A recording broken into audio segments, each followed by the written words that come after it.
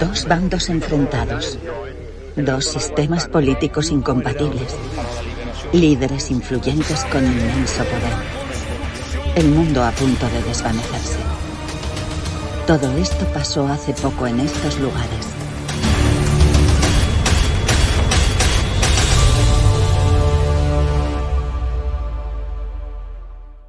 Hola, amigos y amigas.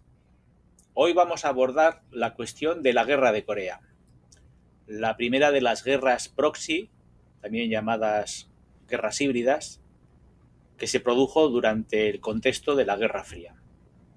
Y es que durante el mandato de Truman, la geopolítica europea se estaba complicando, haciendo imposible llegar a un tratado de paz en Alemania. Por otro lado, Stalin se siente traicionado por los aliados al no conseguir las reparaciones de guerra que le compensaran por el esfuerzo bélico. Llegamos al año 1950 y la Guerra Fría se va definiendo como una confrontación entre las dos superpotencias que no se materializa al estilo convencional. Las dos poseen ya armas atómicas y se convierte en una rivalidad política y militar que busca atraer a su bando a aquellos países que, liberándose del pasado colonialista, se identifican en mayor o menor medida con el sistema de gobierno que mejores propuestas les ofrecen a sus problemas sociales. El libro de Sheila Miyoshi Jagger, Brothers at War, profundiza mucho en el contexto previo a junio de 1950. Por otro lado, el libro de John Swift, Atlas histórico de la Guerra Fría, añade el contexto histórico de este conflicto que sigue abierto. Oficialmente no ha terminado. Tras los 3 años de guerra, el conflicto lleva 72 en un largo armisticio. Y es que durante la guerra contra Japón, el futuro de la posesión de Corea por parte de Japón apenas se trató. Stalin quería un gobierno dócil en esa frontera, como en las demás, pero estaba dispuesto a aceptar el deseo de Roosevelt de una ocupación conjunta de la península. Roosevelt, por su lado, no quería que el Ejército Rojo se situase demasiado cerca de Japón. Por tanto, dividieron la península en zonas de ocupación a lo largo del paralelo 38. Roosevelt, anticolonialista decidido, consideraba Corea una simple colonia a la que se debía otorgar la independencia, pero tras una supervisión de muchos años. Pensaba además que dicha supervisión debía encargarse a un fideicomiso conjunto soviético-estadounidense. Se equivocó en ambas cosas. Asimismo, pronto se vio que tampoco habría cooperación soviética. Los sucesos de Corea reflejaban los de Europa en muchos aspectos. En Yalta, a Stalin se le habían prometido gobiernos amistosos en sus fronteras e iba a tener uno en Corea. A pesar de una clara política de Naciones Unidas en defensa de una Corea unida, las zonas de ocupación se distanciaron enseguida y, al igual que en Alemania, surgieron estados separados. En el norte, resultó fácil crear un estado de orientación comunista. El líder comunista, Kim Il-sung, el abuelo del actual líder de Corea, encabezó un gobierno estable y que gozaba de gran acogida popular. En el sur, los norteamericanos tuvieron más problemas, pues no consiguieron entenderse con el movimiento radical. El comandante militar estadounidense, el general Hodge, no era político. Para él se trataba de un destino lleno de influencia comunista. Decidió, por tanto, que los intentos de imponer ese fideicomiso solo servirían para alentar el comunismo y buscó un movimiento de derechas que actuase de contrapeso. Por desgracia, la mayoría de los conservadores habían colaborado con los japoneses y se habían beneficiado de los problemas sociales de Corea, lo cual les había ganado el odio general. Syngman Rhee sacó a Hodge del aprieto.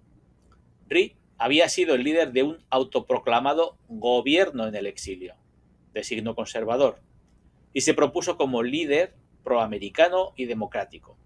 capaz de impedir los avances comunistas. Los sucesos del 25 de junio de 1950 siguen sin estar claros.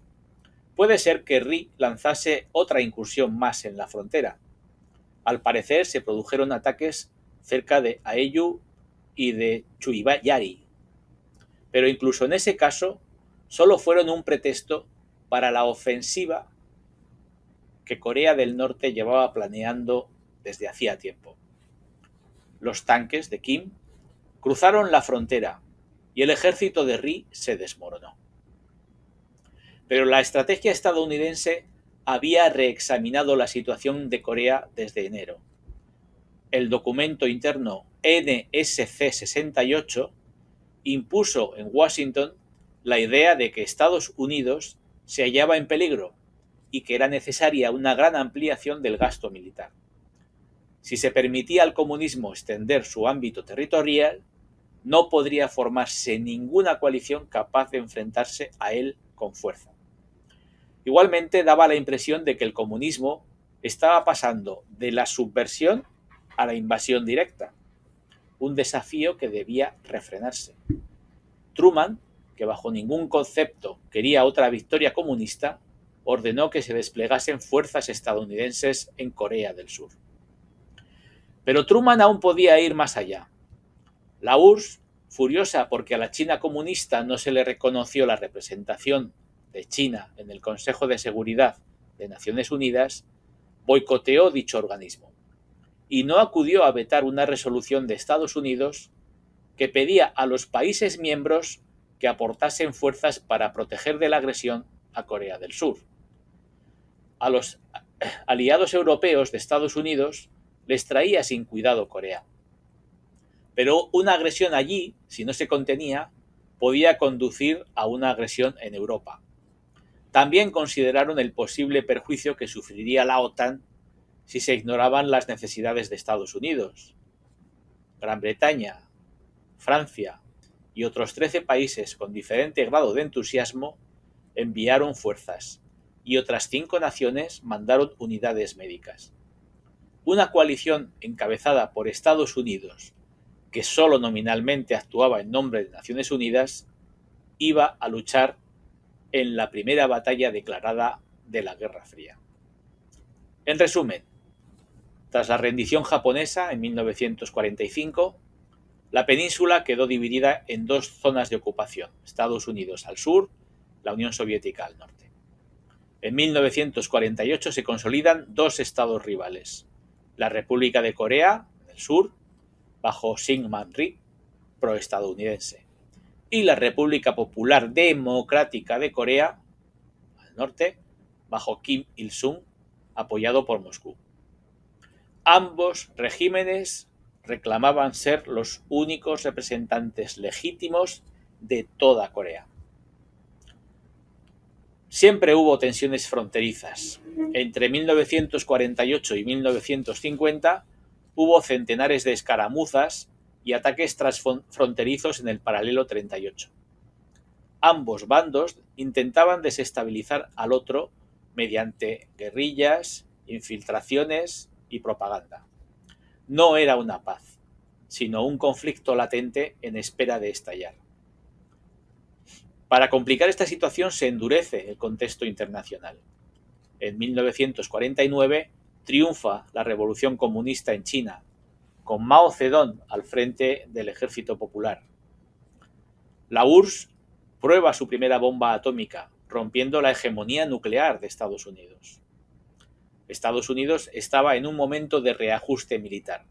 Había reducido tropas en Asia y el secretario de Estado, Dean Acheson, en enero de 1950, definió el perímetro defensivo de Estados Unidos en Asia sin mencionar expresamente a Corea del Sur. Kim Il-sung, el abuelo del actual dirigente comunista, interpretó esto como una ventana de oportunidad, llegando a la conclusión de que Washington no defendería al sur. ¿Cuáles eran las razones de Kim Il-sung para invadir? Pues según Jagger y otros historiadores, la unificación nacional bajo su liderazgo. Kim creía que el sur estaba gobernado por un régimen corrupto y débil y que los surcoreanos lo recibirían como libertador. La reunificación, por lo tanto, le daría legitimidad y liderazgo histórico. También estaba la cuestión del apoyo de Stalin y Mao. Durante 1949-50, Kim viajó a Moscú para pedir la aprobación de Stalin. Inicialmente Stalin dudaba, temía la reacción de Estados Unidos, pero tras la victoria comunista en China y teniendo como tenían ya la bomba atómica soviética, se convenció de que el equilibrio global había cambiado. Stalin autorizó la operación, aunque condicionada al respaldo chino. Mao, tras conversaciones en 1950, también dio su aval. Debilidad percibida de Estados Unidos y del sur. Syngman Rhee enfrentaba protestas internas y su ejército estaba mal preparado, carecía de armamento pesado y de blindados. El discurso de Eichmann sobre el perímetro de defensa fue interpretado como signo de abandono. Kim pensaba que la guerra sería rápida, con victoria en semanas. Y luego estaba la cuestión de la ideología de la Guerra Fría. La invasión formaba parte de la dinámica de expansión del bloque comunista. Kim buscaba demostrar que el socialismo podía imponerse también en Asia frente al imperialismo occidental. El resultado inmediato, pues el 25 de junio de 1950, Corea del Norte cruza masivamente el paralelo 38 con tanques soviéticos T-34, de los mejores. En pocos días toma la capital del sur, Seúl.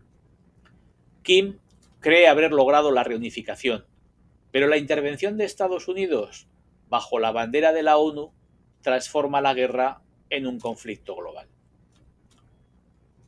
Las razones de Estados Unidos para recurrir a la ONU, pues obtener legitimidad internacional. Truman y sus asesores sabían que una intervención unilateral podía ser vista como un acto colonialista o imperialista. Operar bajo la bandera de la ONU convertía la guerra en un conflicto de defensa colectiva y no en una cruzada de Washington. La construcción de una coalición era interesante. Invocar a la ONU permitía sumar aliados: Reino Unido, Canadá, Australia, Turquía, Etiopía, Colombia, entre otros, enviaron tropas o apoyo logístico. Esto daba al esfuerzo bélico una apariencia de acción global y no solo americana.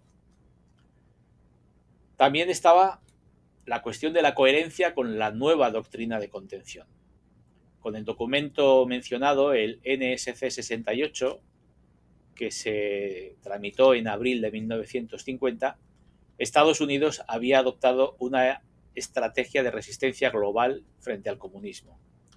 Usar la ONU reforzaba la idea de que la defensa de Corea era parte de la seguridad internacional, no solo la seguridad de Asia. Y por último está la cuestión del efecto psicológico y propagandístico. Truman insistió en que se trataba de una acción policial internacional, Police Action under the UN, no de una nueva guerra mundial.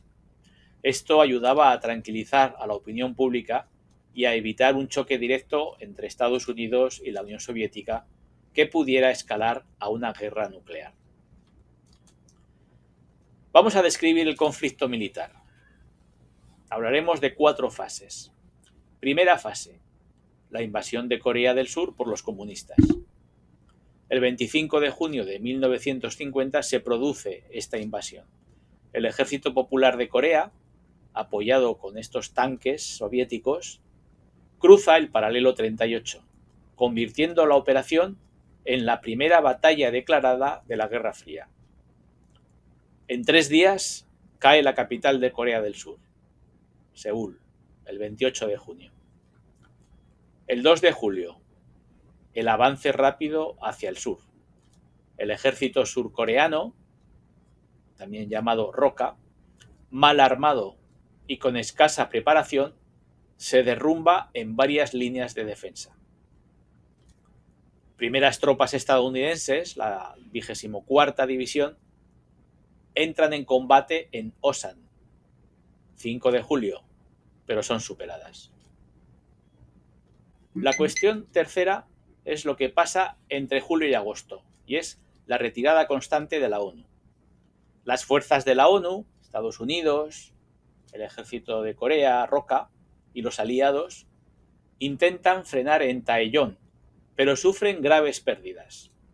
El general Walton Walker ordena la retirada organizada hacia el sureste de la península.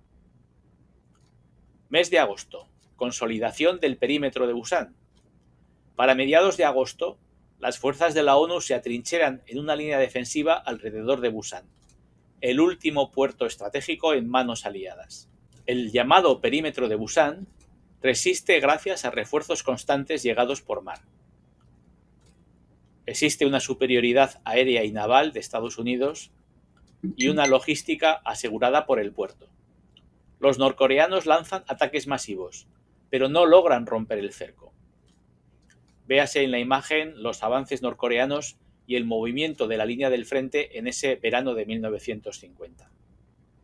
En septiembre de 1950 se produce el contraataque aliado. Es la segunda fase, cuando el general Douglas MacArthur hace que los Estados Unidos pasen a la ofensiva mediante el desembarco de Incheon.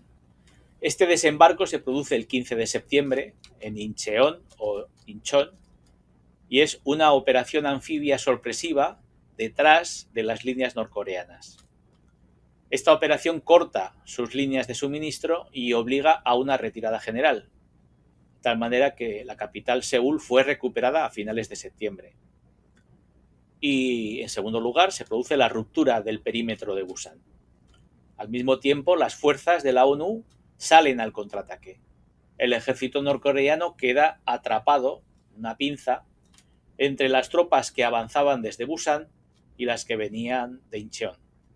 En pocas semanas, la mayoría de Corea del Sur fue liberada. En octubre de 1950 se produce el avance hacia el norte. Las tropas de la ONU cruzan el paralelo 38. El objetivo cambió, ya no solo defender Corea del Sur, sino unificar la península bajo la capital Seúl. Avanzaron hacia Pyongyang, la capital del norte, tomada el 19 de octubre, y se acercaron al río Yalu, frontera con China. Pero entonces se produce la reacción china. El avance tan profundo preocupó a Mao Zedong. China no permitiría tropas de la ONU en su frontera. En noviembre de 1950 entraron en acción los voluntarios del pueblo chino, lanzando una ofensiva masiva que sorprendió a las fuerzas de la ONU. Esto revirtió de nuevo la situación, iniciando la tercera fase de la guerra, la ofensiva china, de noviembre de 1950 a enero de 1951. Entrada encubierta, decenas de miles de voluntarios del pueblo chino cruzaron el río Yalu en octubre sin ser detectados. Aprovecharon la confianza de la ONU, que creía tener casi ganada la guerra. Ya prácticamente les quedaba poco para ocupar lo que quedaba de la península. Se produjeron ataques sorpresa. A finales de noviembre lanzaron golpes nocturnos masivos contra las tropas de la ONU, empleando olas humanas, movilidad en terreno montañoso y conocimiento del clima invernal. La octava Armada de Estados Unidos y los surcoreanos fueron empujados hacia el sur. Seúl cayó de nuevo en enero de 1951. El general MacArthur reclamó incluso el uso de armas atómicas, lo que causó incomodidad a Truman y horrorizó a los aliados. Se produce la detención de la ofensiva. Hay una reorganización aliada bajo el mando del general Matthew Ridgway. Tras el relevo de Walker, las tropas de la ONU se reagruparon al sur del río Han. Mejora del mando, más disciplina y uso sistemático de artillería y aviación. También fue importante la superioridad logística y aérea de la ONU. Aunque los chinos tenían grandes efectivos, carecían de abastecimiento moderno. la ONU explotó el dominio aéreo, castigando sus líneas de suministro. A continuación se produjeron contraataques de enero a marzo de 1951. La ONU recuperó terreno progresivamente. En marzo retomó Seúl, estabilizando la línea de frente cerca del paralelo 38. A partir de ahí la guerra entró en una fase de estancamiento. Esta fase da pie al armisticio, que es la cuarta fase de la guerra, la última. Las hostilidades de la guerra de Corea cesaron el 27 de julio de 1953 con la firma del armisticio de Panmunjom, pero nunca se firmó un tratado de paz definitivo. Este día, en la aldea de Panmunjom, dentro de la zona desmilitarizada, el acuerdo es firmado por representantes de Corea del Norte, de China y del Comando de la ONU, liderado por Estados Unidos. Corea del Sur, Syngman Rhee, se negó a firmar, porque quería seguir luchando hasta la reunificación, pero aceptó el alto el fuego de facto. ¿Por qué cesaron? Pues por 4 razones. Por un estancamiento militar, y es que tras la ofensiva de Ridgway y la estabilización del frente en torno al paralelo 38, ninguno de los bandos pudo obtener una victoria decisiva. La guerra se convirtió en un conflicto de trincheras muy costoso en vidas. Se produce, por lo tanto, un segundo motivo, un agotamiento humano y material. Corea estaba devastada. China sufría enormes bajas y una presión económica ya casi insoportable.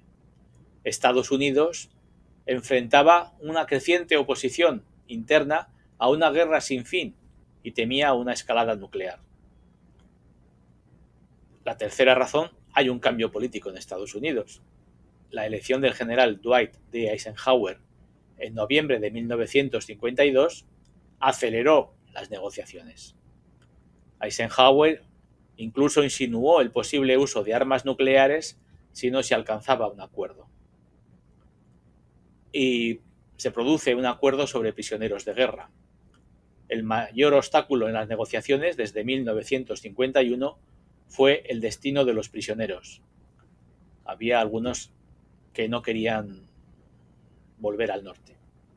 Se resolvió con el principio de repatriación voluntaria, permitiendo a los prisioneros elegir si regresar o no a sus países. En torno al paralelo 38 se creó esta zona desmilitarizada que aún hoy separa las dos Coreas. Esta guerra tuvo una gran repercusión en Vietnam años después y, por supuesto, cambió la geopolítica del mundo entero. Pasemos ahora a ver algunos de los lugares donde se produjeron estos acontecimientos. Bien, amigos y amigas, en el centro de la imagen tenemos la península de Corea, muy cerquita se ven las islas de Japón y el continente al norte, el continente asiático, donde está pues, la presencia de China y de todas las provincias que confluyen en este gran país. Primera visita que vamos a hacer es el Museo de la Guerra Victoriosa.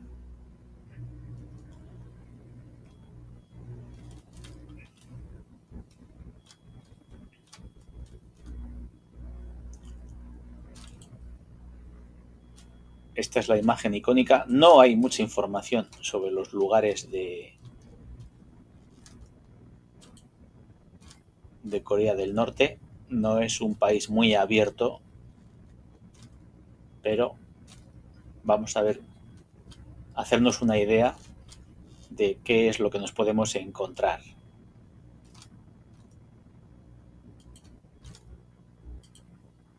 El Museo de la Guerra Victoriosa es el principal espacio en Corea del Norte dedicado a conmemorar la Guerra de Corea, desde la óptica oficial del país. Fue inaugurado en agosto de 1953 como Fraternidad y Liberación, Guerra de Fraternidad y Liberación, Museo de la Guerra de Fraternidad y Liberación, tras el armisticio. En abril de 1963 fue trasladado al distrito de Soissons en un complejo arquitectónico especialmente diseñado. Y sufrió renovaciones notables pues, en 2013-2014, ampliando con nuevas salas panorámicas y un edificio que se extiende sobre el río Botón. Desde entonces ha sido visitado por millones de personas, más de 3,5 millones desde la remodelación hasta 2025. ¿Qué se puede ver en el museo? Pues un conjunto imponente que incluye el salón principal, el Tae-Yong Hall, la sala panorámica y zonas exteriores amplias. También se pueden ver mosaicos y bajorrelieves en las paredes exteriores que reflejan la gran victoria en la Guerra de Liberación Patriótica y la narrativa antijaponesa previa. Hay exhibiciones interiores y exteriores. Se puede ver al lado el barco de espionaje americano USS Pueblo. Está aquí.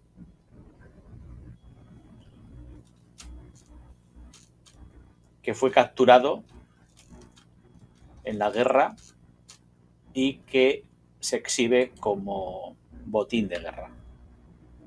Más o menos con las instalaciones que disponía en el momento del conflicto.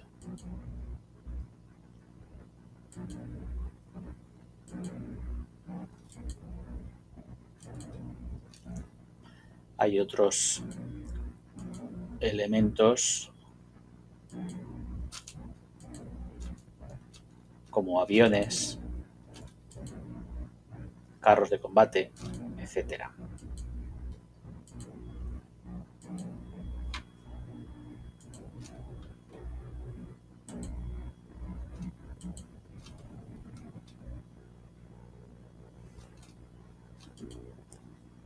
El discurso, promovido en el museo, presenta la guerra como una victoria triunfal sobre el enemigo imperialista estadounidense y su estado títere, subrayando la ideología Juche, heroísmo nacional y liderazgo de Kim Il-sung.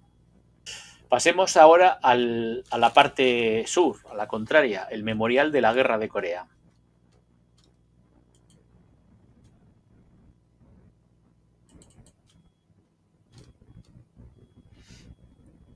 Aquí sí hay bastante más información. Este memorial está en la capital.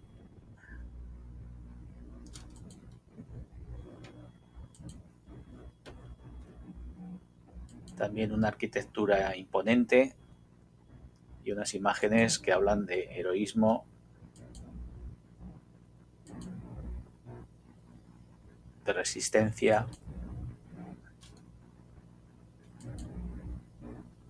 y de sufrimiento.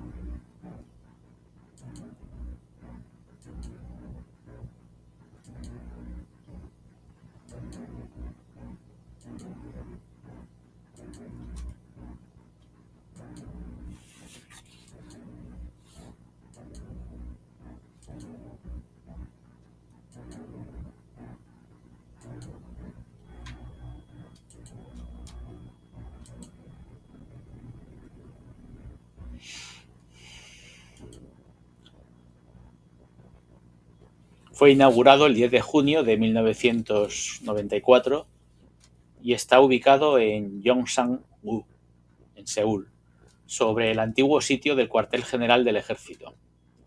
Sus objetivos principales son preservar la memoria histórica de los conflictos de la península y promover la paz y la reunificación de Corea. Conserva unos 33.000 objetos, de los cuales unos 10.000 están en exhibición. Cuenta con 6 salas principales bajo techo. La sala de las fuerzas expedicionarias, la sala conmemorativa patriótica, historia de la guerra, sala de la guerra de Corea, sala de desarrollo y sala de gran maquinaria.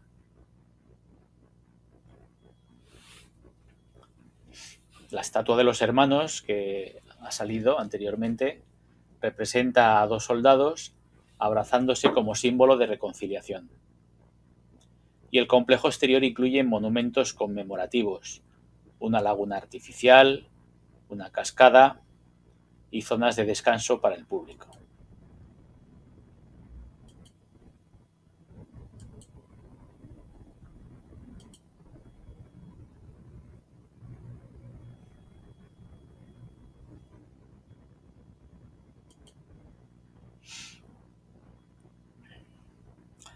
Ahí incluso se recogen opiniones del público. Los visitantes dejan mensajes como: qué museo fantástico, pasé cerca de 4 horas revisando las exhibiciones y caminando entre los aviones exteriores. Y otro dice: recuerdo con afecto el museo, tan detallado, con películas y audio por sala. La parte más antigua me tomó 90 minutos. Se podría hacer un resumen comparativo donde yo destacaría pues que el Museo de Seúl es abierto, gratuito, inclusivo y educativo, frente al de Pyongyang, que es controlado y una visualización estatal del pasado.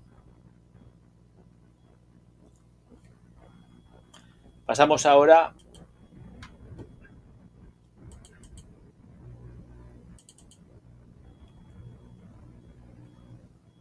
a ver el museo, esta parte, eso es, que es como una especie de antesala del museo.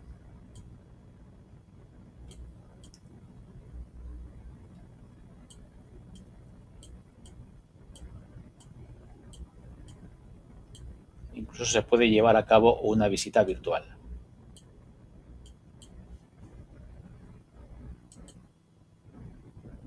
Y la plaza del museo también es interesante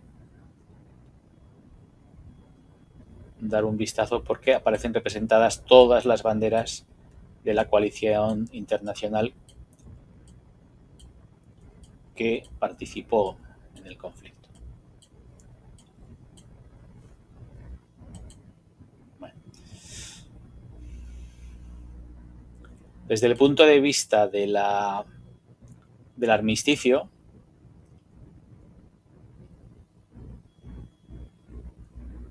hay un mástil enorme que se llama el Panmunjom Flagpole,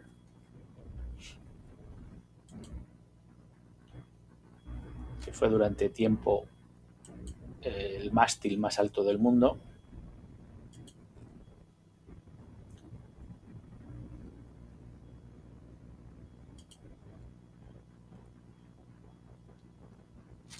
Tiene una altura de 160 metros, lo que lo convirtió en el mástil de bandera más alto del mundo durante más de una década.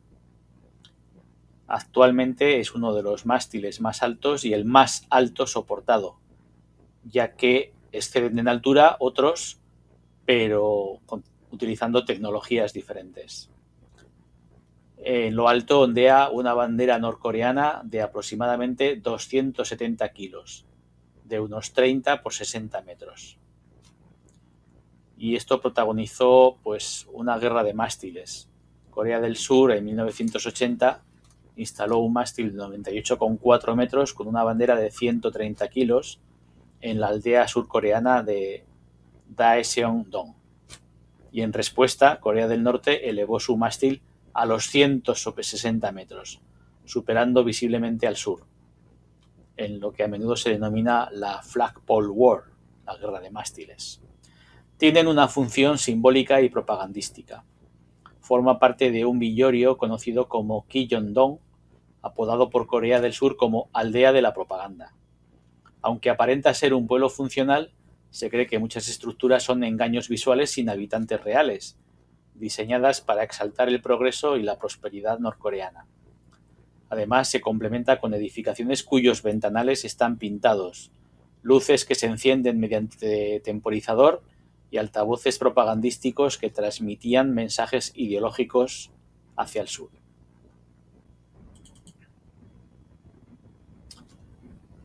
La foto del armisticio más característica está aquí, en el pabellón Pham Nhunh.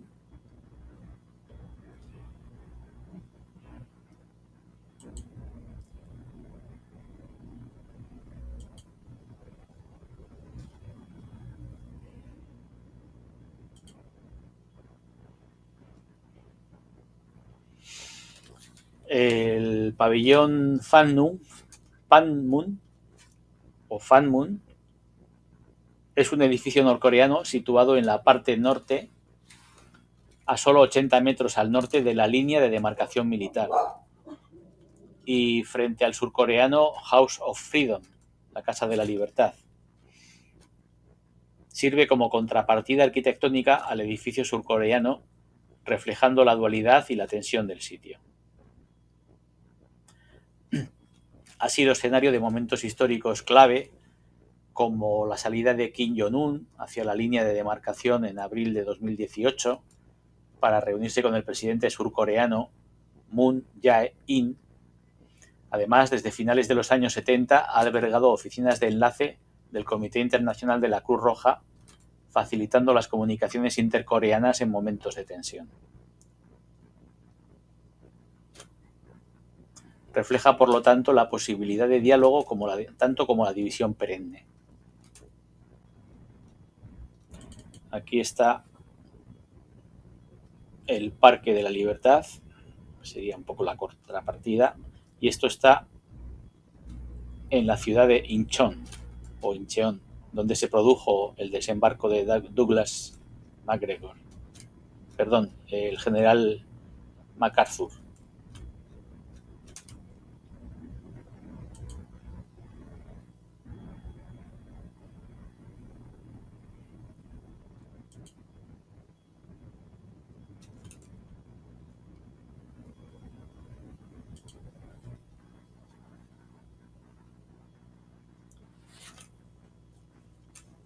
Esta estatua del general MacArthur y de soldados aliados, de alguna manera, conmemora la maniobra que cambió el curso inicial de la guerra, permitiendo a la ONU recuperar Seúl y expulsar al ejército norcoreano del sur de la península. Esta estatua fue erigida en 1957 y forma parte de la memoria pública de este episodio.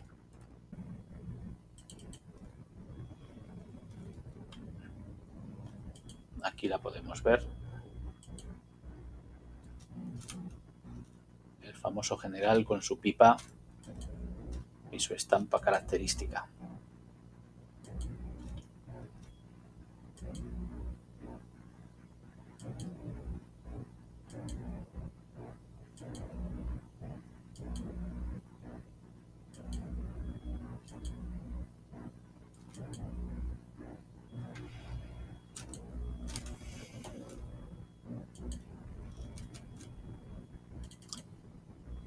La zona del desembarco la vamos a visitar también porque hay un importante memorial.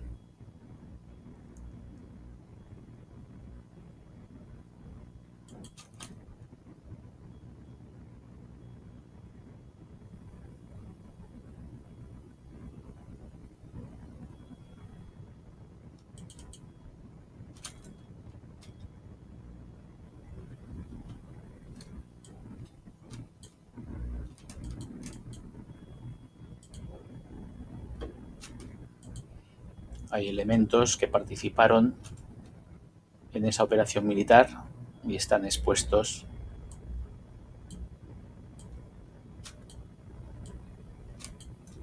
en las explanadas que dan acceso al monumento, al memorial.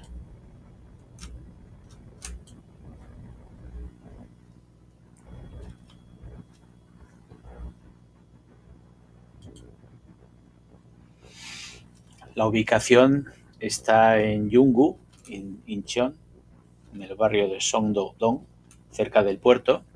Se inauguró en 1984 con motivo del 34 aniversario de la operación. El contenido son exhibiciones sobre la operación Chromite, nombre en clave del desembarco, que se produjo el 15 de septiembre de 1950. Incluye maquetas, documentos, uniformes, armas y vehículos utilizados en la operación.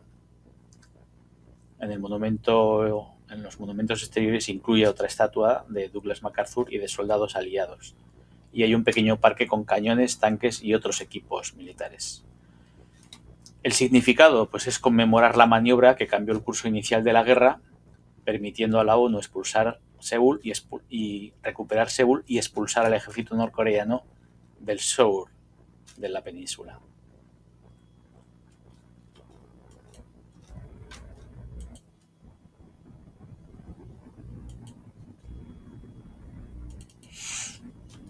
Y terminamos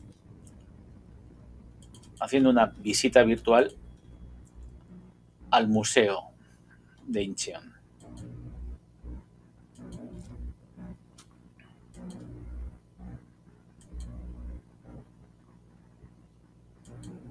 Hay maquetas, representaciones, objetos de diferentes tipos.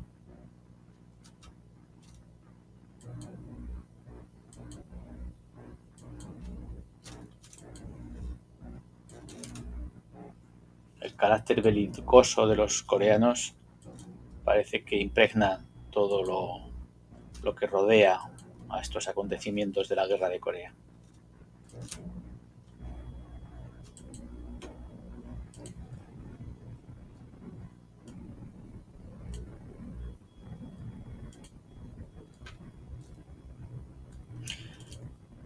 Y con esto terminamos las visitas. Con lo cual queda simbolizada la división perenne, tanto como la posibilidad de diálogo y la reunificación de Corea del Norte y Corea del Sur.